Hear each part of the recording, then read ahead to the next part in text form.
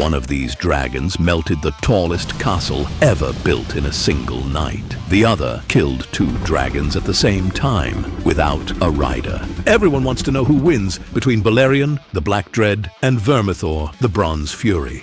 The internet has answered this 1,000 times. Balerion, obviously, he's bigger. But here's the problem. They're not comparing the right versions. Today, we're settling this in 4 rounds. We are comparing size, firepower, combat record, and one final round nobody sees coming. Each round has a winner. At the end, we count the score, and one dragon walks away. But I'll warn you now, the scoreboard is not going to look the way you think. Don't worry, you'll have your shot to argue in the comments, which I'm sure you'll do. I'm your Maester at the Black Dread, and I did my best to look only at the facts. Let's get started.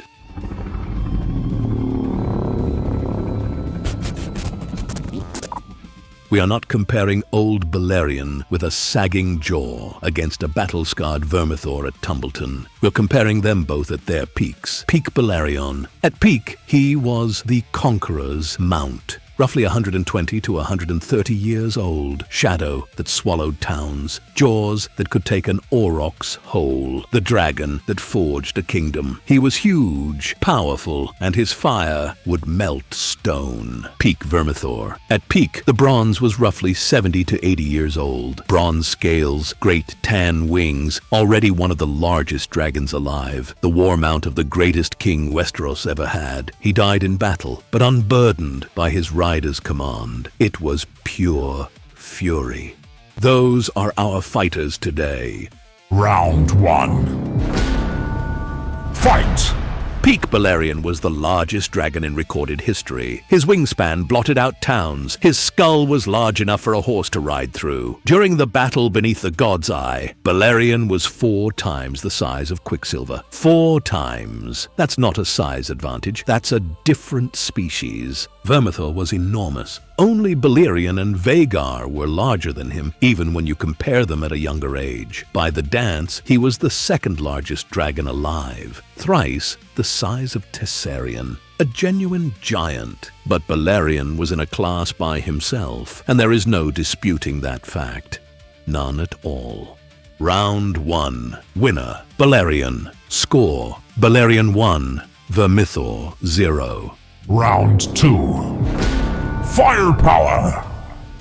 Balerion's fire was black flame with swirls of red. Awesome and terrifying. And it didn't just burn things, it completely unmade them. The towers of Harrenhal didn't crumble like you'd expect. They melted. They liquefied. A fortress that took 40 years to build. The largest castle in Westerosi history, reduced to slag in a single night. Vermithor's flames could melt steel and stone. He and Silverwing scourged Tumbleton from end to end with whips of flame. Total devastation. You might argue that dragonfire is never good when used to bathe the town, and you would be right. But there's a tier difference between these two. Vermithor burned towns. Balerion liquefied a castle designed to be unburnable. It was the Titanic of Westeros, and Balerion sunk it. One is a flamethrower. The other is a volcano with wings. Round 2. Winner, Balerion. Score, Balerion 2, Vermithor 0. 2 rounds in, and the Black Dread is running away with it. You might be thinking about clicking off. Don't, because round 3 is where this game changes.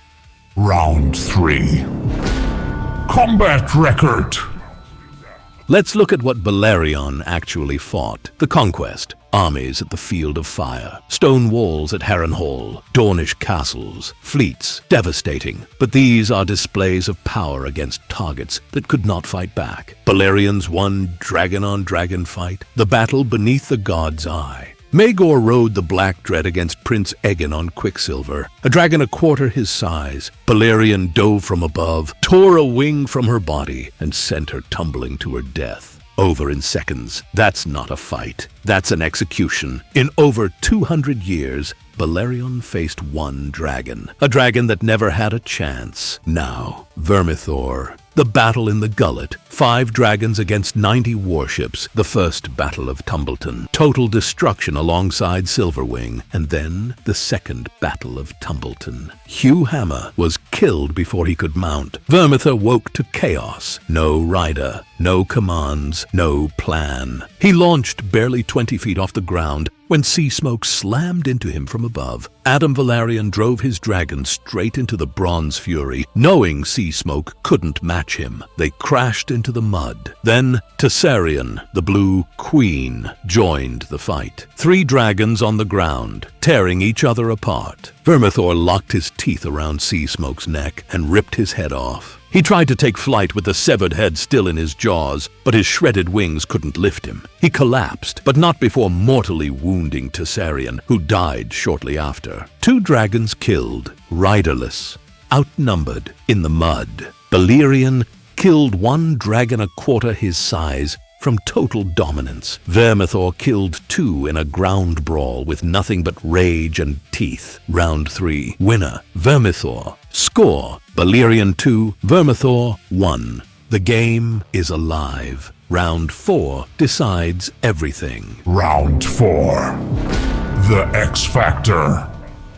Here's the round nobody sees coming, and it flips everything you just heard in round 3, because Vermithor killed 2 dragons at Tumbleton. That's true, but he didn't walk away. The Bronze Fury died on that field. His wings were shredded, his body was broken, and after he collapsed with Sea Smoke's severed head still in his jaws, he never got back up. Silverwing landed beside him and tried to nudge him to his feet. He was already gone. Vermithor won his fight, but the fight killed him. Now, Balerion. In 54 AC, Princess Aerea Targaryen vanished on the Black Dread's back, gone for over a year. Septon Barth believed Balerion flew her to the ruins of Valyria, that the dragon, not the girl, chose the destination. He was the last creature alive who had seen the Freehold. He went home. When they returned, Aerea was dying from the inside out. Fire-blooded creatures were roasting her alive beneath her skin. Smoke poured from her mouth. Her eyes boiled and burst, and Balerion came back wounded, a bleeding gash 9 feet long across his neck. Something in the smoking ruins of Valyria drew blood from the most powerful creature in the known world. Something no one has ever been able to identify. But here's the difference. Balerion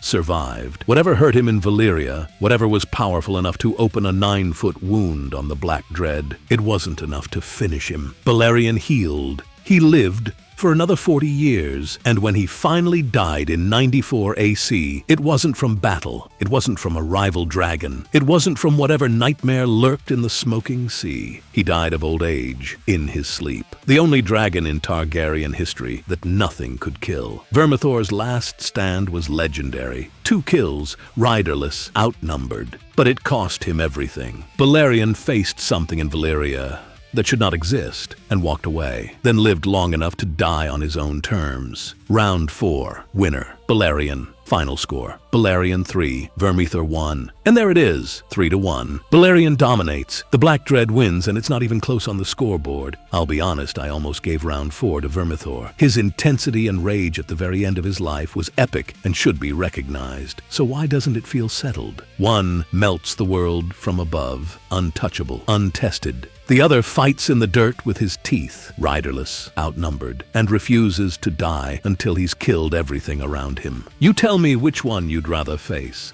Drop your answer in the comments. Peak Balerion or peak Vermithor, and tell me why. I'll pin the best argument.